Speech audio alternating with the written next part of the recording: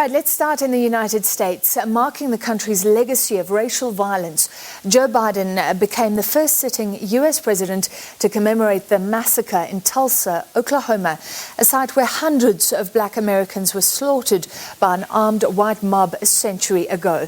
His visit to the scene of the crime 100 years later followed a proclamation issued by the White House earlier in the week, calling on Americans to commemorate the tremendous loss of life and security that occurred over those 2 days in 1921, and to celebrate the bravery and resilience of those who survived.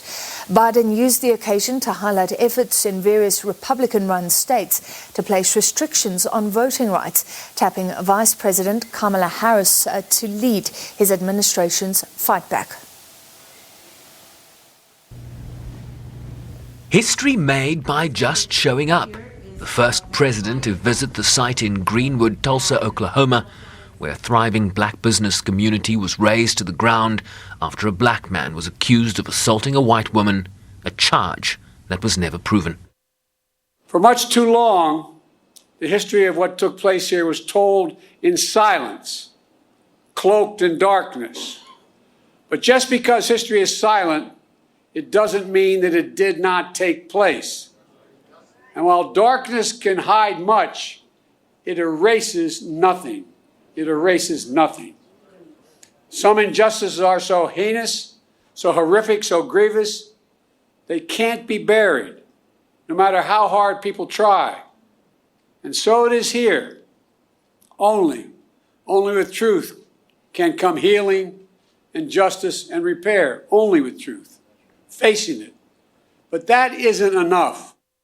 Biden used the opportunity to invoke the memory of late Congressman John Lewis, whose raison d'etre or purpose throughout his life in politics was to broaden access to voting in the country. Efforts that several Republican-controlled states like Florida and Texas, among others, have or are seeking to chip away at as part of a backlash to the historic turnout of the 2020 election and the baseless claims from former President Donald Trump and his allies of widespread fraud and irregularities, claims that are unfounded, unsubstantiated, and dismissed by the courts from coast to coast. With Biden warning that the sacred right to vote was under assault with an incredible intensity that threatened the country's democracy. In 2020, we faced a tireless assault on the right to vote. Restrictive laws, lawsuits, threats of intimidation, voter purges, and more.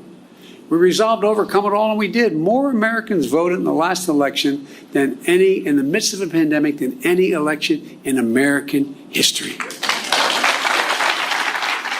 You got voters to the polls. The rule of law held. Democracy prevailed. We overcame. But today, let me be unequivocal. I've been engaged in this work my whole career, and we're going to be ramping up our efforts to overcome again. I will have more to say about this at a later date, a truly unprecedented assault on our democracy. Tapping the vice president to lead his administration's efforts to push through legislation that could constitute the most significant federal protections of voting rights since the 1960s. Earlier this year, the House of Representatives passed For the People Act to protect our democracy. The Senate will take it up later this month, and I'm going to fight like heck with every tool at my disposal for its passage. The House is also working on the John Lewis Voting Rights Act, which is critical to providing new legal tools to combat the new assault on the right to vote. To signify the importance of our efforts, today I'm asking Vice President Harris to help these efforts and lead them among her many other responsibilities. With her leadership and your support, we're going to overcome again, I promise you, but it's going to take a hell of a lot of work.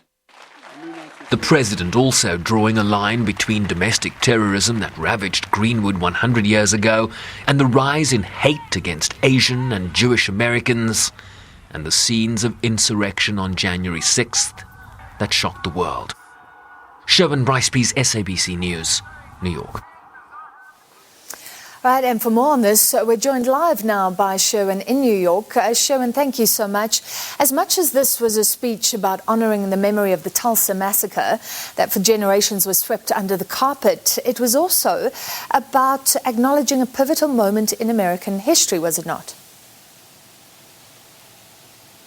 Most Americans will be able to tell you about JFK's assassination in the 60s, or Barack Obama's historic election in 2008, or the landing on the moon, Francis, but they would not be able to tell you about the Tulsa massacre that killed over 300 black Americans, torched and decimated a community, razing over 1,000 buildings to the ground, and really impeding the economic trajectory of an entire community in this country that really shaped the future of Tulsa, Greenwood, Oklahoma in particular.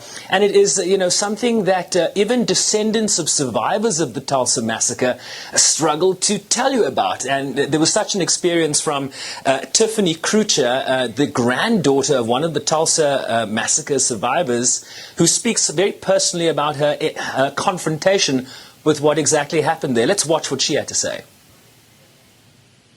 All of these people would ask, where are you from? And I would say Tulsa, Oklahoma.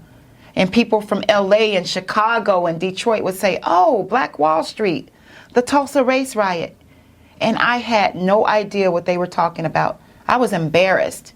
And I went home and I said, Dad, what are they talking about? And that's when he told me that his grandmother, my great-grandmother, Rebecca Brown Crutcher, my beautiful grandmother, great-grandmother, she was a teenager and she had to flee in fear of her life. And when she told my dad, she whispered it because she was still that afraid and traumatized. This is a victim, Francis, that we're talking about in terms of this Tulsa massacre. She whispered to her son, telling him exactly what happened there. And the hope in America, and certainly from the Biden administration, is that the president and the massive press entourage that follows his every move in this country, accompanying him to Tulsa, Oklahoma yesterday, will really bring a national spotlight on what happened there and really begin to have a broader conversation about the ramifications of what happened there in 1921 as we now mark the centenary of that anniversary. Yeah, wow, what an account. Sherwin, talking about conversations, there is one in the United States about reparations for slavery, also for communities like those in Greenwood who are now able to look at specific events like the Tulsa massacre. How did the president address that? Well, there is a broader conversation happening in the United States House of Representatives right now, where out of committee you have a bill on slavery reparations. Really, it's going to be a very difficult discussion for lawmakers to really quantify the different aspects of a very complex history in the United States. But here in Greenwood, Tulsa, Oklahoma, you have a very specific iteration of what happened very specifically to a community. And it is something that the White House is seeking to address through various executive actions, very limited in scope, one might say.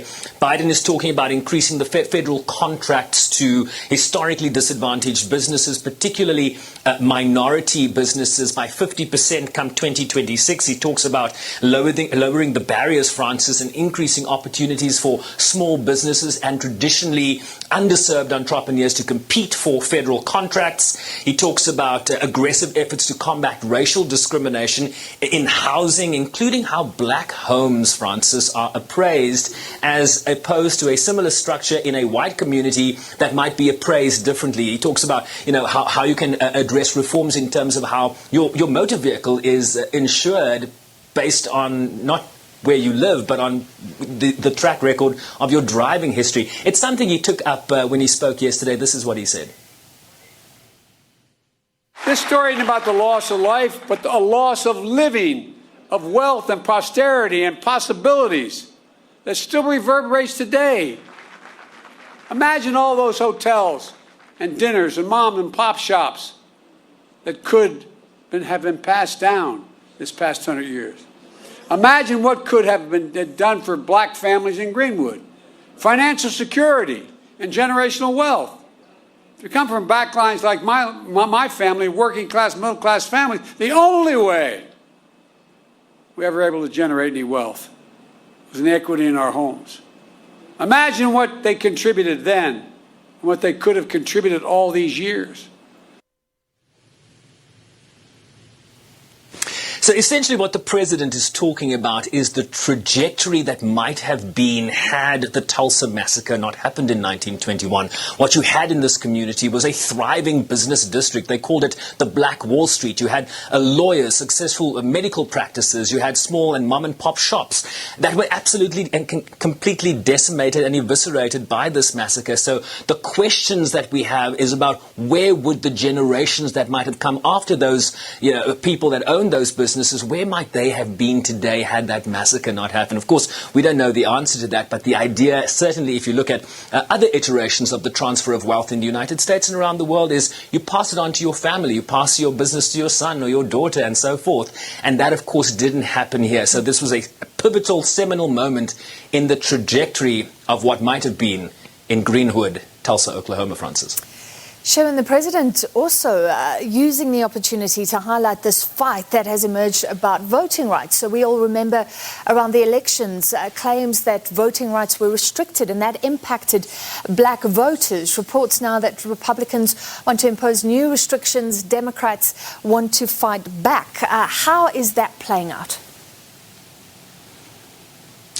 There's an institution at New York University called the Brennan Center for Justice, and they say 22 laws have already been enacted in 14 states, Republican-controlled, since the 2020 election that saw Joe Biden triumph both in the Electoral College, as we had discussed, Francis, and in the national popular vote.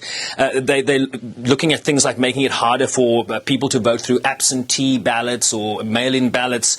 Early in-person voting is going to be restricted. Election day voting hours are going to be reduced in certain states. They're looking at stricter voting ID laws, which disproportionately impact black minority voters, working-class voters in this country. They're looking at how polling stations are administered and how election disputes are handled if there is a situation like you had in 2020 where one candidate was crying foul and calling it fraud, and certainly not borne out by the various over 60 rulings by various courts in this country. And so there's a national pushback being driven by Democrats here in terms of federal legislation that would supersede the various efforts that you're seeing in Republican-controlled states here. And this is what President Biden was talking about when he tapped Kamala Harris, the vice president, to lead his administration's fight back against some of these restrictive state laws that have been enacted in Republican-controlled districts.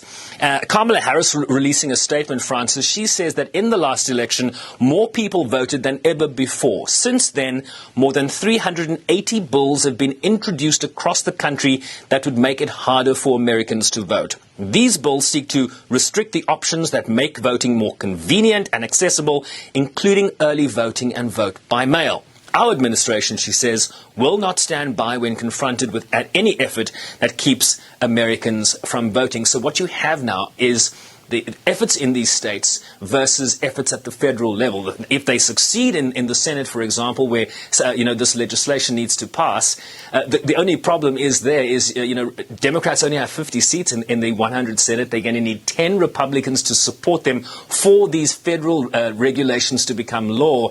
And right now, it's advantage to the Republican states because it's difficult for us to see how 10 Republicans are going to join a Democratic majority in terms of overriding Republican efforts in state legislatures around the country.